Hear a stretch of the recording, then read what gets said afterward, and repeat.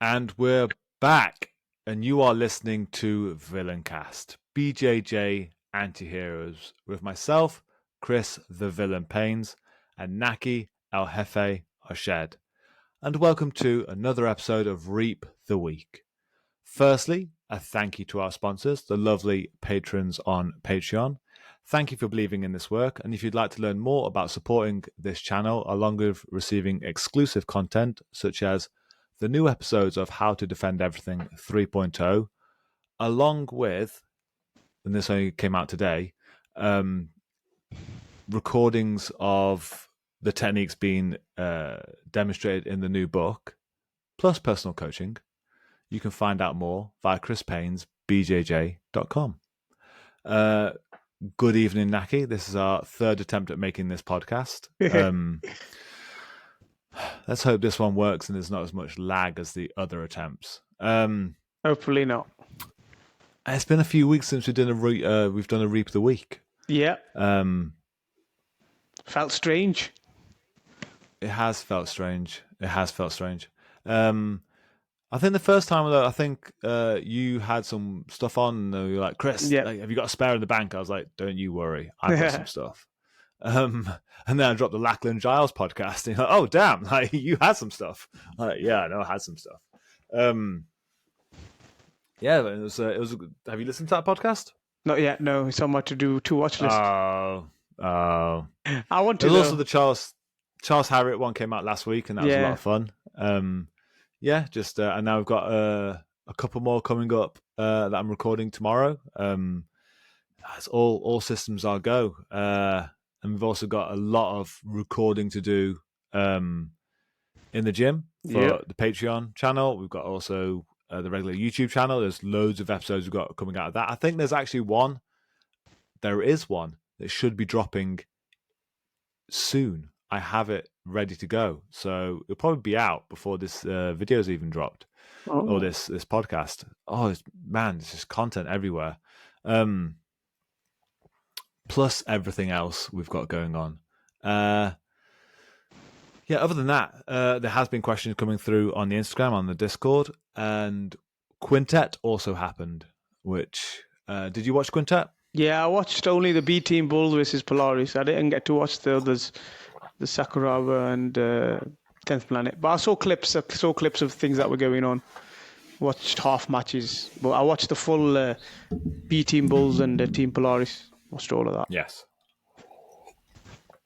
I watched. I missed the one with Sakuraba. I watched the Polaris one. I didn't see the Nicky Rod Owen Livesey fight, but I watched the rest of it, and then I saw all of the 10th Planet fights. It was things we can talk about, isn't there? Yes. The poor guard pullers got it. Oh man, I watched it and I thought something has to change. Like them guys were, I tell you, BT, it was different. It was animals. I think I was watching it. I was over in Switzerland at the time, and we were watching it on the projector. And I did watch it thinking, the people on top control the pace, they control the pressure. Yeah. Like I say, it's not to say that there isn't danger from guard, but if you can do good submission management and have good balance, you just dictate the fight. And okay, you might not always get sub, and definitely the Quintet rule set leans heavily towards that. But it did look like you definitely wanted more to be on top than anywhere else. You definitely dictated the fight, and if you couldn't get a snatch submission going from the bottom, it looked. If your cardio's not there, and they've all got decent cardio, you've got to factor that into it. If you haven't got the cardio, it's going to suck. Yeah. I mean, from the bottom, the only real threat was that armbar that I missed. Yes. J. Rod escaped. Yes. I had literally just done a class, I think it was that day, on letting your arm go all the way out and freeing your shoulder. Mm. And as I'm sitting there, watching J-Rod escape this, I went, yeah, I'm don't have anything else to say Yeah. right now. And everyone's like, okay, you're right. And I'm like, well, yay. Don't grab your own hand. Let it go. Let it go and free your shoulder. Make Maybe that should go a... in my new book, and maybe people should just buy the Fanatics DVD. It's in there. Yeah. How to learn jiu-jitsu. Yeah, it was fun. It was a good watch. Oh yeah, entertaining as well, and it was like It kind of was good proof. watching it and going, Yeah. Maybe we're onto something here.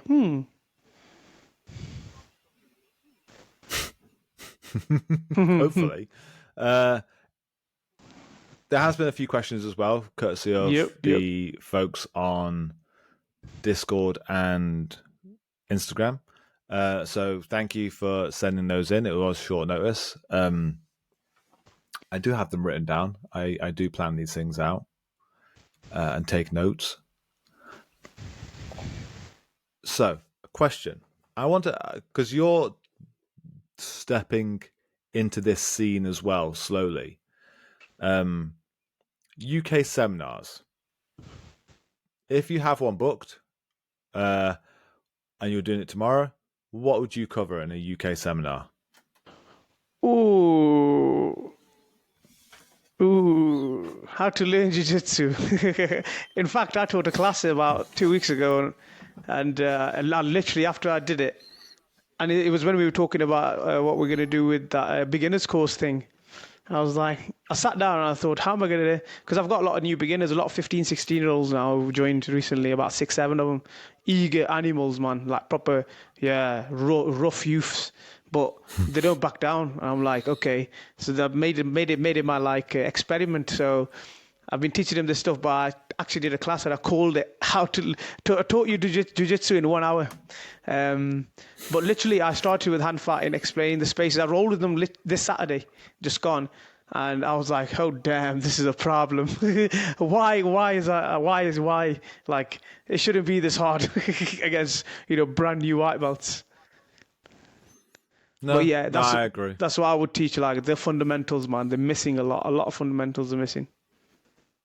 Well, that's the so I've just done this. It was the offense defense seminar camp thing with Sven Groten over in Switzerland.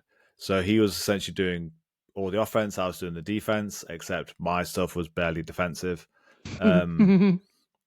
And the amount of, considering that Sven and I have only kind of known each other through Globetrotters camps from completely different backgrounds when it comes to jiu-jitsu and luta livre and nogi and how we've reached where we are.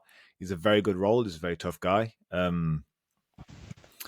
And we still hit the same conclusions a lot of the time. And a lot of the classes we were doing just led perfectly into one another. And I essentially did 7 hours of getting up. That was it. And he did weird. Is I essentially did 7 hours of getting up. He did 7 hours of getting to your feet and then putting someone on their ass again. I was like, so yeah, it was quite funny that we're both in these conclusions, and it's the root of the tree, as it were, where you can. It's how I pretty much started the seminar. I do have a couple of seminars coming up in Europe soon. I've got Georgia, and so that's not US Georgia, that's the other Georgia. I'm excited for that one. And Munich, potentially Hamburg, potentially other places as well. I know I'm going out on the road. I'm going out on the road. It all seems to hit. I've got Florence as well. I'm going out on the road. Just yeah. Anyone wants to grab me whilst I'm messing around in Europe? Just hit me up. But okay. Anyway, so UK seminars. Only got one of those. I think I'm seeing Roger soon. It is essentially like what I did in in Switzerland was this idea that you can, if I was to teach defenses to everything, like imagine a bonsai tree. I think I've talked about this before, of just snipping the leaves. Why am I waving that around? Snipping leaves off a bonsai tree, like rear naked choke defense, armbar defense, etc., etc. And that's all well and good, but it's the same with the Kurt Osiander thing, where he could tell you how to defend a rear naked choke, or he could teach you how to not get your back taken. Because if you defend a rear naked, people are still taking your back. But if we can stop people from taking your back, no chokes, no arm bars, no back triangles, just kill the whole thing. Takes longer because you're cutting down a branch, not a tree. But get that grind done, it's worth it in the end. Yeah. But you can just keep going that way down. They think, right, well, if no one can get past your guard, no one gets side control, mount, then you've got none of those issues. They think the root of the tree, as ridiculous as it sounds, is don't fall over. Have good posture, don't fall over. And if you can, that's going to be the base, the thick part of the tree.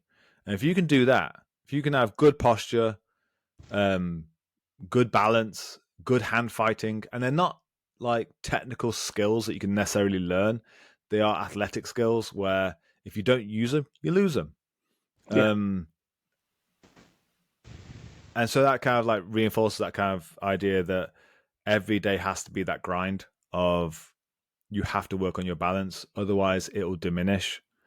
And if you can do that, then if you can't get taken to the ground and you can't have your posture broken, what can someone do to you? Yeah. Nothing. Like, in theory, seems, in theory, it seems a cop out to just say don't fall over. yeah, But it's entirely true. Like, and you can teach people like their own offensive flair. But if everyone's got posture and balance and is purposely, consciously working on it, then the whole gym has to improve to be able to defeat posture and balance. But also, you know what you need to get back to at all times. You just need to always have that kind of like Terminator vision that is kind of like going through diagnostics on your body to go, right, are we in balance? Are we in posture? Like, no, fix it. Do that forever. And it seems boring. It seems a grind to do, but the results are so quick. yeah. And yeah, being able to frame a seminar around that and saying, look, actually, you don't need anything else. Everything else is way later. And this kind of goes I've got Preet on tomorrow, so that podcast will probably be out later on in the week. And theoretically we still use Preet stuff. Maybe sometimes. Last resort. Yeah, it's down it's one of the upper branches. I think that's the thing, as in when you imagine it in the bonsai tree metaphor, it is up in the further branches. But returning to balance and posture is the base. Yeah. That's the base of the trunk. If you're going to cut this tree down, that's the one you want to cut down. So that's the one you need to really reinforce. And all the Preet stuff about blocking access to the spine, yeah, it's completely true. Like, we used it in wrestling, we understand its relationship to wrestling, but it does come later. And right now, we kind of like we identify really early when we're fucking up. We identify, oh shit, we're losing posture, we're losing balance. Adjust now, not even going down the path, and that's where it's changed. Yeah, it's there should be multiple layers before you get to them positions now. Like before, we would just rely on them. Like we'd just be in a little bit of trouble. Be like, oh, I can go to Running Man and I can do this and I can do that. But like now, it's not the case because the hips get smashed so quickly and you're straightened out before you can even like curl up to move into positions, and the pressure is just immense. Well, I'd say as well that it's rarely, I won't say rarely used, but just getting some fucker down long enough. Yeah. Like, then it's if you can hold them down long enough, then maybe then they can start utilizing some defensive postures that then actually get them back to this. There is a definite connection, Yeah. and it is something that we're currently covering. We put up the most recent How to Defend Everything video last week, I think it was, on the Patreon channel. But it's the current topic we're going through on that How to Defend Everything 3.0, like the beta, as it were, before it kind of hits the general populace of the Preet relationship to standing up, to turning it back into offense again.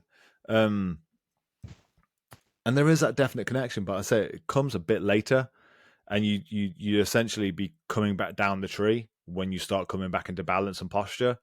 And that's the only time I seem to be using it. Like I say, I rolled with Sven whilst in Switzerland. He's a tough motherfucker. He one of his students is an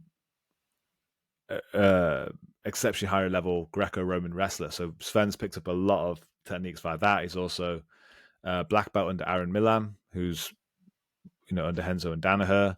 He's a Luta Livre black belt. He's a tough guy. And that's one thing I did notice, that when I ended up in a turtle position, I was flicking between posture and rebuilding my base. But then he'd put pressure into my neck to break my posture, and then I was up the tree a little bit. I was like, right, I can't get my balance and posture. I now need to cover so he doesn't attack my armpits, take my back, kill me.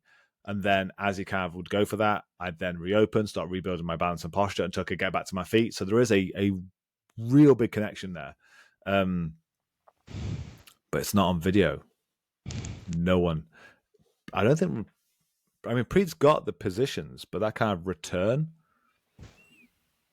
it's not there.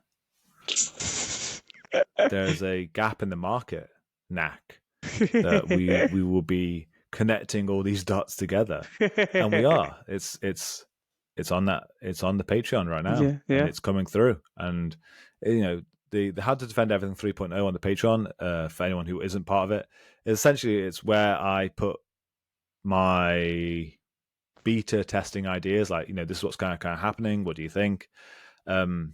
Before we kind of make the big videos for YouTube, but yeah, like that seems to be the current way of understanding right now, and it feels good. It feels like there isn't that kind of disconnect between normal jiu-jitsu and Preet stuff. It feels like it's all interconnected now. Yeah. Anyway, going back to this whole idea of teaching a UK seminar, it'd be that defense again, but very base of the tree defense, not, oh, here's a rear naked choke defense. Like that's way later. Way later. You have really fucked up pretty hard if you're getting choked now. Really fucked up hard. Yeah. Yeah. So that's what I'd cover. No, I agree. I agree. Cover. Yeah. Makes defense always boring. First, man. Defense always first. Yeah. Yeah. For spoilers, you haven't seen the Lachlan Giles podcast yet, but I think one of the general things, gists of what you're saying was if defense is uniform, then you can add your own offensive flair. Yeah. But let's make defense uniform. Let's make sure everyone's got that. Yeah. That's super critical. I'm glad we have it. Next question. Similar-ish. Thoughts on leg drags? Oh, I like them. I love them. Two different descriptions there, but yeah, they used to be easier to get, much harder to get nowadays because we don't play that kind of guard anymore because everybody's trying to get up. But when I do get a chance to use them, I like them because that's another thing that we're working on in terms of flanking. So it's a good way to flank people. And then you can pin the hips and you can be in somewhat control and then you can use your leg rides. So yeah, I'm a big fan of, I use them. I use everything, like, I'm an all-rounder. I call myself an all-rounder. I like things in different positions. So good at everything. Again, Sven made a really good point about it. Like he really tied the two things together at the camp. He was talking about how, leg drags are essentially precursors to leg pins. To pinning someone's knees to the ground, which that kind of marries into Craig Jones's stuff like power rides, etc., where you realize that you have to really be controlling someone's legs and hips.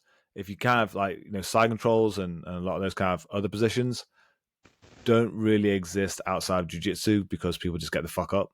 Who was it recently? Oh, what fight was it? Because Derek Lewis commented on it. No, was it Craig at Quintet? Yeah, when he got up against He just got Gregor up. Gracie, and he Yeah, he says, just got "Don't." up out of side control. Yeah. He's used the octopusy god. Yeah. He just got up, and Derek Lewis was just like, "Bah, what the fuck is jiu-jitsu?" Yeah, and that's why, absolutely. But you'd realize that if you did a lot of leg pinning stuff against people who are trying to get up all the time. Yeah. Like, you have to pin their fucking legs, otherwise they use them. Yeah. And so leg drags are definitely a precursor to that. I mean, I don't probably use them in the traditional leg drag to kind of get around guard sense. I use them more, I'm getting your legs to the side. I'm then going to smash your legs into the ground. I'm going to sit on your knees. Yeah. That's how I kind of interpret it now. And it's rare that I then pass that point. You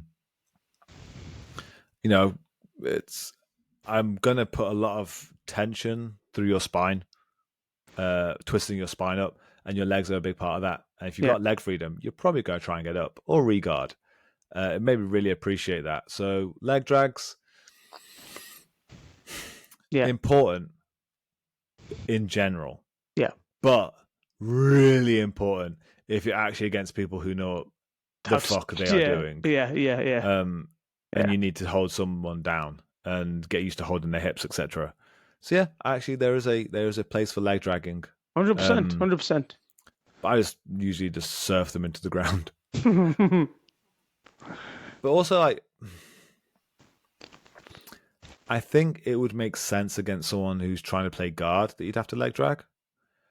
But someone who's already trying to get up, yeah, the leg drag's kind of already happened. They're already at the side. They already side smashed, because you can't get up without being on your side. Yeah. I mean, we talked about that recently, and again, this may have to go into a video about the dead zone, where as soon as someone's butt cheeks hit the floor, you can kind of feel that lack of pressure coming from the bottom, where, you know, if someone's on their side, there is a constant threat they're going to try and stand.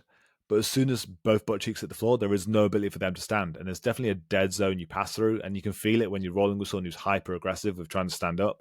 As soon as they kind of like have it even in their head that they're going to try and play a guard of some sort, boom, that return pressure goes down, and you feel like you can really start smashing through them. Yeah. I have to talk about the dead zone soon. More stuff for us to record, Naki. It's good. It's good. Poor camera is going to get a beating. And my phone, I do all this. I do all this like editing and stuff on my phone. I know. I have to keep getting a new phone every cycle, 2 years or something, just because I murder them. Yeah. Trying to upload, decent quality video through them, it's madness. And edit them, etc. I need to maybe get a computer. Make more sense. It's a Chromebook. It's not built for this. It's a tablet with keys. Yeah. Another question. Go on. We're raking through them right now. So people are getting really interested in this whole ecological approach and yada yada yada yada yada. And there are questions like, how do you implement it in your gym if you're not in charge? And I don't like. Maybe I'm just grumpy. I don't like the whole kind of calling it ecological or constraint led, and because it seems to be the buzzword and ties you into another religion when it comes to jiu-jitsu. Like, you have to stick to this way now. Yeah, there's rules again on there. I know what you mean. You're saying like the rules come into it, where there's way more so about puzzles now, where it's not about a winner or a loser to that extent. There are no rules. You know what I mean? Like, you can make up the rules as you go. Not even that. I think that one thing that we've kind of I've always enjoyed about this gym is avoiding being pigeonholed. As in, we're not a gi gym, we're not a no gi gym, we're not a leg locking gym, we're not a wrestling gym, we don't even have a wrestling class. Yeah. We don't do ecological, we don't do drills. We just, if it makes the most sense to get someone better, we'll use it. I don't give a shit what that is. If it's doing a bit more wrestling style training, sure. If it's doing more ecological puzzle based training, absolutely. If it's fine tuned, detailed finishing mechanics, let's do it. Let's drill it. Let's understand it. If it's just having a fucking conversation, going, right, what aren't people getting? Let's do that as well. If it's just hard sparring we need, let's do that. And so I'm not a fan of just going, oh, we're doing ecological or we're doing drilling, whatever makes the most sense. And it's always been the way of, it goes back into that whole idea of what's the purpose of a fucking coach? Get someone where they want to be Exactly. when they can't get themselves. And so if it makes the most, if I can evaluate every day and go, right, how are we doing? Is there a way of doing it better? Would this make more sense? Then going, right, we'll try that. Did it work good? Did it not work good? Like some days, I'll leave class and go, that wasn't good. Yeah. Like, do better tomorrow. And so I guess, there is that whole kind of buzzword and people are very Trend, interested in ecological, right? Yeah, They're it's a really trend at the interested moment, right isn't now. it? But again, Lachlan Giles kind of said is that we kind of do that anyway when you kind of do, you pick your partner, ask your partner to kind of do something. Like, I'm going to try and sweep you. Why should I try and pass my guard? Right? Give me increasing resistance. That's ecological. And that's something, we call it situational sparring. We call Yeah. it all manner of different things. We have done for years. Just a new word, You naturally gravitate towards it eventually. Yeah. You just don't drill. Shit, I remember Keenan Cornelius kind of talking about this about 9 years ago at a Globetrotter seminar. As someone asked him, like, what do you do for warm up? He goes, I don't. And he goes, I drill. Like, I'll do drills to kind of warm my body up. And then I essentially spar with different levels of resistance and they use that to figure out my shit. That's constraint-led ecological approach training 9 years ago. Yeah. Where if you get lower level people and increase the resistance, and then you have them doing certain things, you'll find your way to accomplishing the goals you need. Yeah. So he's been there forever. But I think, as soon as you start again creating these terms for everything, you start to find these rules. People start going, oh, you have to do it this way, you have to do it this way. No. Just whatever makes the most sense. 100%. The bigger kind of picture behind it is gym mentality. I think that has been more critical to our gym's improvement than any sort of kind of ecological approach or anything like that. Yeah. Objectivity. Going, does this actually really exist? Or is this just jiu-jitsu being jiu-jitsu? Objectivity matters. And that whole gym mentality of there is no leaderboard. We're not out for ourselves. This is communism. We're out for the good of the state. Chris John Gunn. Fidel Castro. Fidel Castro. Exactly. And I think that makes more of a sense to a gym because then you can train harder and people are safer and happier. And then whatever means needs to come out of it. And ecological kind of makes sense for now in what we're doing. Yeah. In the sense of being able to get up and find the most effective way of getting up, broader part of the tree stuff. And so I'd say when it comes to implementing it, if you are in a school that is not doing it, like you will kind of essentially do it. If you have training partners and you have open mats, this is something that you kind of bring in, is that in its bare bones way, just say, I need to try and accomplish this goal. Can you give me increasing resistance to try and stop me? And as long as your goals are objectively correct, I need to go on top. Something broad, I think helps. We talk about asymmetrical sparring as well, like designated winner.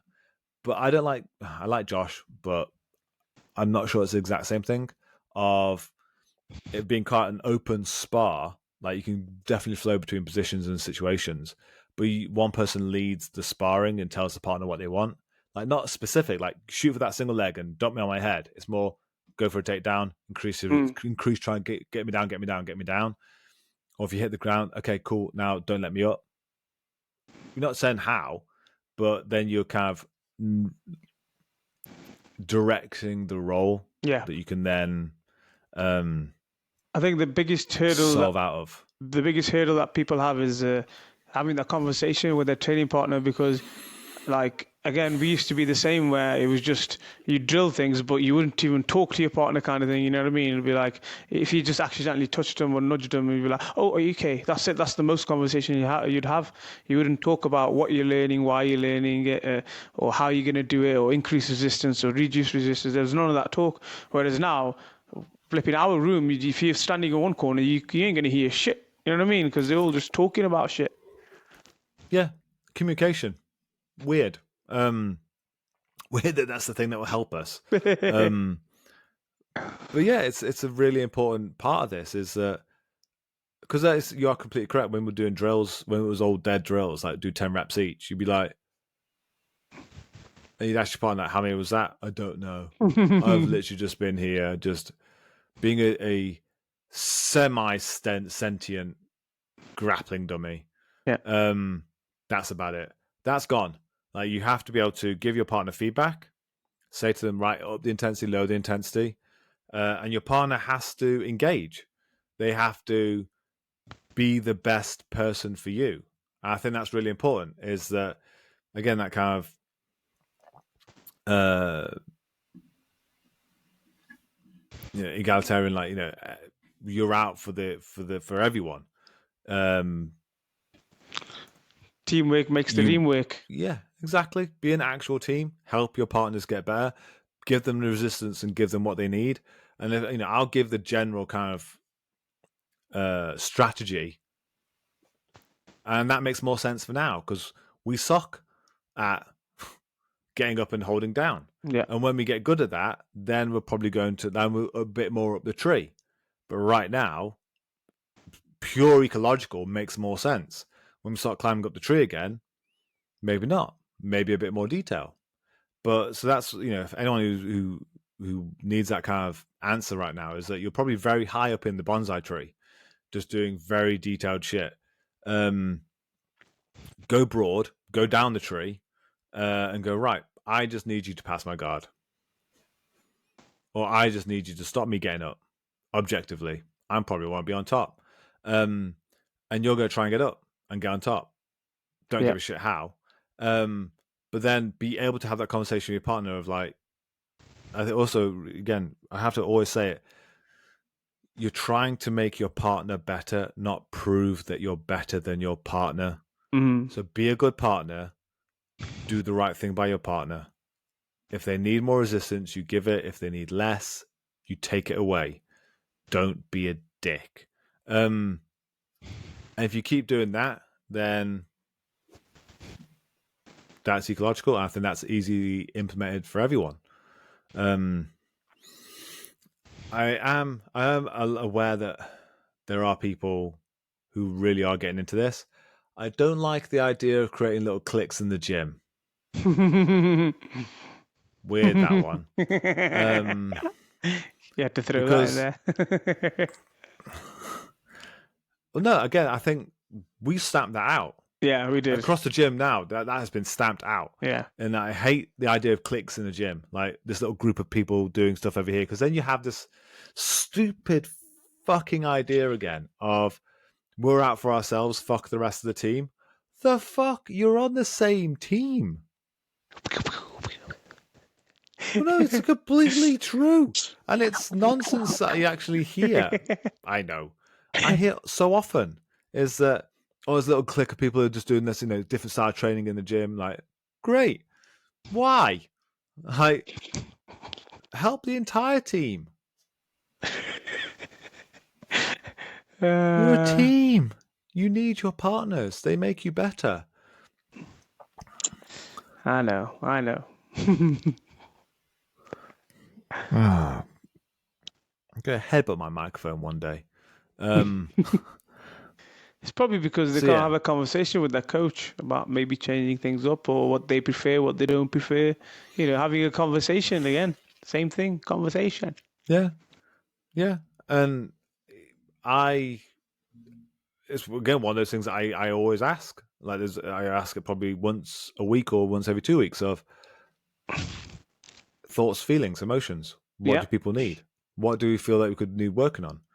Like, are you happy with what's currently happening? If you're not, tell me. Like, I leave that open. I always leave it open. Like, cool. Is everyone happy still? Are we moving in a good direction? Like, please now let me know or let me know later. Is there anything we need working on? And we'll change up the drills accordingly because I want this whole team to get better. And that whole disconnect again between coach and student, like, no, fucking, you're paying this person money, paying for the lights to stay on. You should be able to like ask them, like, I do, yeah. and those coaches who are then like asses to their students, like bullies, essentially. Not Yeah. like bullies, like black belts can always torture lower level people. That's not That's just bullying. fun. That's Yeah. just fun. It's gentle banter. As long as it's consensual and the other person is also comes out safe and happy. I've changed, man. But like, when people are drilling and you like, make them do push-ups and stuff like that. Like, if you're late, like, the fuck, why? This isn't boot camp. I just fucking won't come back then. That kind of shit I can't stand. But there's like I like in our gym there isn't any clicks and there's always good, uh, gentle, Gentle. a gentle crack and banter between Yeah. everyone. Everyone, there's something that I got from Johnny Buck over at his gym in North Carolina is that there has like his whole team mentality. I thoroughly get it, Mm. and it has to be cultivated, and that is one of the most important parts of creating a successful gym. I think, as everyone has to feel like we're part of this together, and there can't be any outliers of, oh, you don't feel welcome and stuff like that. No, if we're in the team, we're in the team together, and that has to be cultivated from the top down. It can't be then implemented halfway, like by blue belts and purple belts. That you think, why? The coach should be making the nice atmosphere. Mm. Oh God, who knew? Did you wake up on the wrong side of the bed today? What do you mean? You- On the good side, on the positive side. You're indirectly venting today.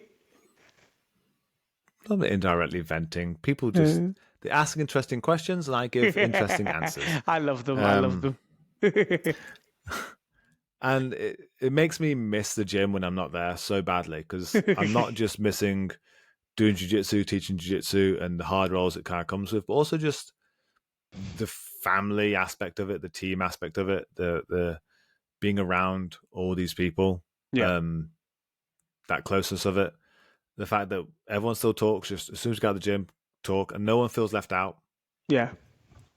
all together or not at all. Yeah, so I think how to go eco on your own. Talk to your coach. Yeah. Say you Conversation, want. man. Yeah, is it okay if we start bringing this idea in and doing a bit of this? A difficult conversation. It's not always going to go down well.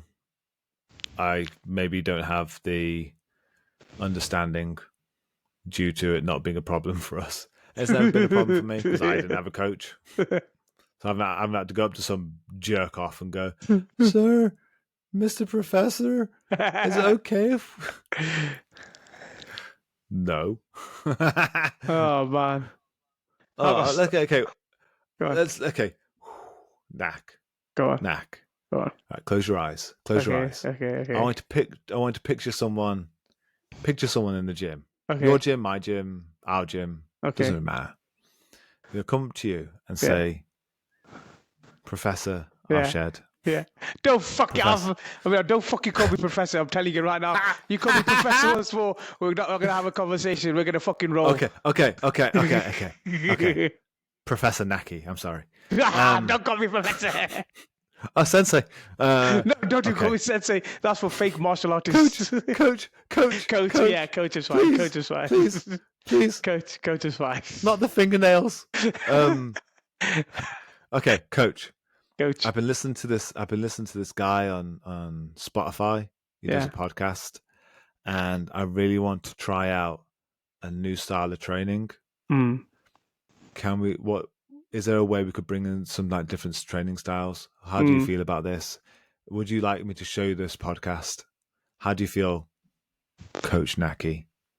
Are you receptive to this idea, or? Of course, I'd give anything a try. This is why we are doing what we're doing. No, we're doing some role play. Okay, we'll try again. Role play. Okay. I am a. I've been in your gym about a year. Yeah. Super receptive student, really interested and studying a lot online. You are Coach Naki. Okay. Scene. Right, Coach Nak. I've been listening to this guy on Spotify. Yeah.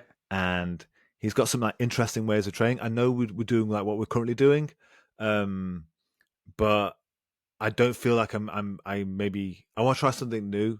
I just want to see how it would go on for my progression. It's drilling. I know we don't really do drilling in our gym. We're very much about hard training and murder. But I really feel I need some details. So is it okay? How would you recommend? Where could we fit in that I could do some drilling, please? I want to see your reaction. You're my reaction. You're my honest reaction. yeah, we're role playing. So we're pretending I'm your student. Who is he? Okay, hey, who is he? Who? You're saying there's a guy. Oh no, this guy on the podcast. Oh no, it's just something I've been listening to on Spotify. He seems like a really good coach. He's got no massive credentials. Who is he? He's got some non-fanatics. I don't know him. Yeah, so yeah, he's got some stuff on fanatics, but he's really big into drilling. I know we don't do drilling in our gym, but I really feel that I need these details. Is it something we could bring in? I want to see. Am I going to die, Coach Naki? No, you're bringing this up to you. Yes, you are. What can we do? Is it something we could bring in? Do you think we could spend some time drilling? I'll have to have a look. Oh, it's hard, man. I know. Tell me about. I'm hearing this, from myself, and I'm going, nah, I'd fucking stab him. He came up to me and said that shit. Like, no, there's a reason we don't do drilling. Fuck him. Mate, they're gonna come after us. These BJJ people. I'm telling you, we're just taking the piss out of the whole lot. No, I think in a serious way. It is a hard conversation to have with the coach. It is. The coach has got a certain plan and stuff like that. It's difficult. And I think trying to do it within a gym, you're going to create cliques and you're going to create offshoots, and there's little tumors that grow. Yeah, there's no point in that. Just find a new place if you can. You know what I mean? Like, I don't know. You could be with the black belt, who's established and he's got his way of doing things, but a couple of minutes down the road, or you probably get a couple of miles down the road, there's someone who's like, I don't know, a purple or a brown belt. Yeah. You're on about creating crunches here. Oh. I'm just saying how it is in the BJJ scene. You know what I mean? Where the anti-villains, anti-heroes. No, but villains are supposed to be on the same team, Naki. We're on the same team. I'm just taking the piss. Nah, man. But you're right, it does create clicks, and we don't need clicks. I think you just gotta. It's like Keenan, you said, and a lot of the high-level guys, they take initiative for their own training. Like, you got to think about, like, one of the things I say to my guys, our guys, is try and be present in the role. Try and think about what you're doing, and whenever you roll, whatever role you go into, you've got to have a goal. Like, especially if you're rolling with the same people, you know their games, and you know whether you're gonna get beat or you're gonna, get the better of them. But you should have a different goal for each role, I think, because then you're present and you're actively thinking about your game. Weirdly enough, it was actually something very similar that Christian said years ago, like Mm. 10 years ago, easily, when I was a simple white belt. Was this idea that I remember saying to you when you first joined, Mm. like, put your hand up when you recognize what I'm about to say, Naki. Is that Christian said like 10 years ago, when one of the first times I ever met Christian Graugart from Globetrotters, is it might have been in the book, it might have been in the seminar, I can't remember, it's been a long time. If there's something that matters to you in jiu-jitsu, write it on your fridge. And if you're going to stick in jiu-jitsu for a long time, there we go. Yeah, yeah. If you're going to stick in jiu-jitsu for a long time, what's a year? Write it on your fridge and you do it every time you roll for a year, no matter what happens, win or lose. That kind of sounds like ecological in a way, constraint-led training. Yeah, yeah, yeah. And so I'd say like getting out of your head of going, I need to win in sparring, and instead going, I want to find the best possible outcome for this, would be kind of a brute force way of doing this, of going, right, I want to improve on getting up out of guard. So every role I go into, no matter what level it is, white belt to black belt, I'm going to try and get up out of guard. 9 times out of 10, I'm going to die. And I'm going to do that every single day for the next year. And I'm then going to stretch this out and I'm going to learn every foreseeable way of getting up out of guard. What's a year? And then Yeah. after 1 year has passed, you'd be like, right, you are now someone who can stand up under lots of different puzzled situations. I mean, a direct example of that is Charles Harriott. Like, that's literally what he did, where he went, I'm just going to get up for 2 years. And when he explained his journey, where he was getting smashed, completely smashed. And then when in the end, not in the end, but when he thought he's got it figured out now, and he claims he can get up against most people, high level and everything. So obviously there has to be suffering.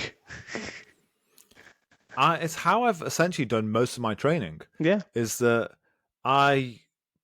it is how I literally got anywhere in this sport. Yeah, yeah, yeah. Is remember when I used to stiff arm people to death? Yeah, yeah. From underneath side control. Yeah. Because I spent 2 years doing that. And the amount of arm bars I got stuck in, or just, having my hand pinned into my face. Like, I go to gyms everywhere, not even just our gym, but I'd go everywhere and just stiff arm people from the bottom of side control, and I'd get wiped out repeatedly.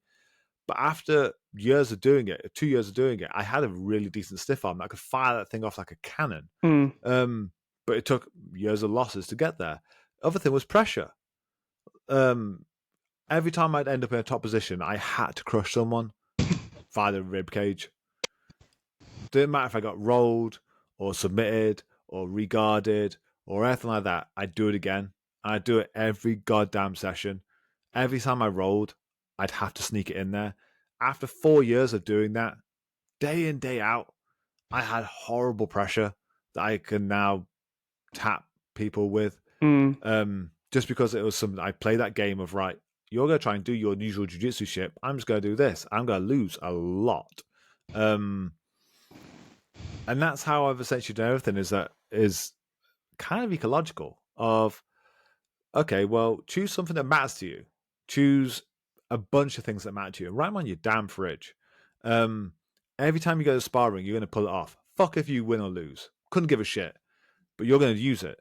And you're going to die to that technique loads of times. But you're then going to go, right, maybe not that way then. And just keep doing it. Then tomorrow you're going to do it again. Evaluate again. Then the following day, do it again. And, okay, you're going to learn various other things in your class. You're going to have a coach. I remember saying to you, I'm going to teach you various shit.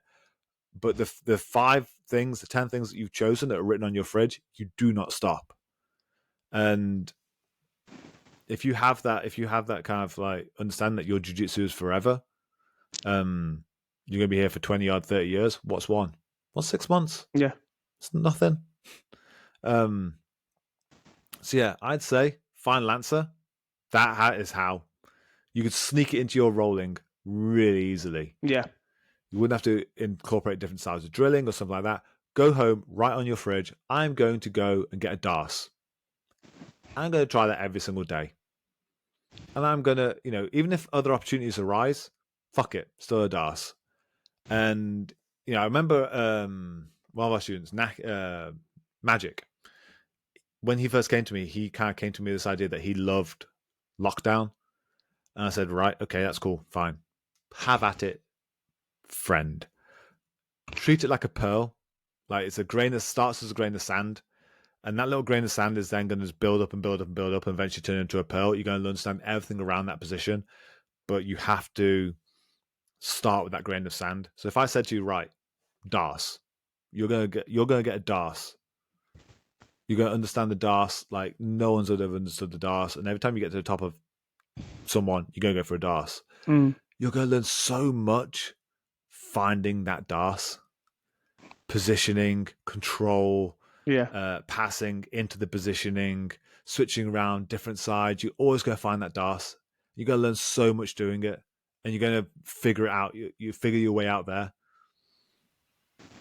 Solved. Yeah. Solved. Now, let's call the podcast. Call the podcast, please. Tell Spotify we did it. Solved it. I like that. Maybe I need to write this down because it is late and my brain's starting to turn to mush. Something to go in the book. Or a video. Whatever. Yeah. Both. It's just the same ideas over and over again anyway. Got a nice con going, haven't we? Yeah, no. It's not as bad as some of the other ones out there. Bloody hell. Just say it in a different way. Yeah. But no, I did it. Did you take my advice all those years ago? Of course. What did you do? I even now, when I spar, I know the person I'm going to spar with and what their strengths are and what I'm going to try and do. So I'll always try and go into a spar with a goal or something that I want to try on that person. So I always keep like a mental note, like what I'm going to try with that person. So at the same time, I could have 5 different things I'm working on, but on just because it's the person that I'm doing it on, if you know what I mean. And then I'll have open roles where I'll just go for it kind of thing. So I kind of plan my sparring rounds in my head accordingly. Right. So I actively think about my rounds. I think I was way more brute force than you. Yeah, I think you were. Just went, like DARS is another one of my things, or triangles. Is I go, right, doesn't matter who the fuck you were, black belt, white belt, 120 kilos or 60 kilos, I'm going for my DARS or triangle. Million times it wouldn't work. But it taught me a lot about it. It taught me so many it created a pearl around that grain of sand. And I just then, I've been in this game now for coming up to 15 years. I learned this 10 years ago, 11 years ago, and I've repeatedly done it. And done it with everything. You could even say the same about this whole objectivity about getting up. Every drill, every spar, get up. Yeah. I don't give a shit. My job is to give you strategy, and I'm going to create the environments that you're going to get this. And I couldn't give 2 fucks if you're even crippled. You are going to get up. And I don't care if a fuck who you're fighting. You could be against someone who's twice your weight, half your weight, 3 times belts higher than you, or 1 belt lower. Couldn't care less. I don't care if you go fucking get slammed. You gotta learn. And if we do that for long enough, you suffer and grind, the stuff you'd know in 1 year's time, phenomenal. Yeah. I mean, look at our 1 year white belts. Fuck me. Like, because that's all they've done. They don't know anything else. Fuck me. But it's anything like that. If you love anything, do it till it's dead. Well, that's weird. No, you got to edit that part out, Chris. We're gonna get cancelled now. Oh, dude. We actually started to hit the point on YouTube monetization where it could have gone like, oh, you hit this milestone and you were on it, and then I think then suddenly went, no, not like yet. The hours doubled, and I was like, oh, I think it heard what we were talking about. We'll see. Anyway, this has been the Reap the Week. Is always I I love doing the other podcasts with people, but I always miss this one because it's getting weirder. Thank you to everyone who's been listening in on this. Like I said, check out the YouTube channel. More videos coming up. If you're part of the Patreon, way more coming onto that. There's a lot of stuff I need to talk to you about. Jump on the Discord. There's always great conversation on there, and a lot of the video ideas we've got for YouTube are coming via the Discord channel. Drop me a message on Instagram. Drop Naki a message on Instagram. He's now got his own content he's about to release. Yes. I know you've got it because I put it in Google Drive. Yes, I've got it. Yeah, no, dude, you get that content stuff, and it's finally the time to put it together, isn't it? Yeah, it's a different beast. Oh, I know. I can't wait, man. I used to run into situations where I'd be on fire. Now I'm an Instagram influencer. Who the fuck knew?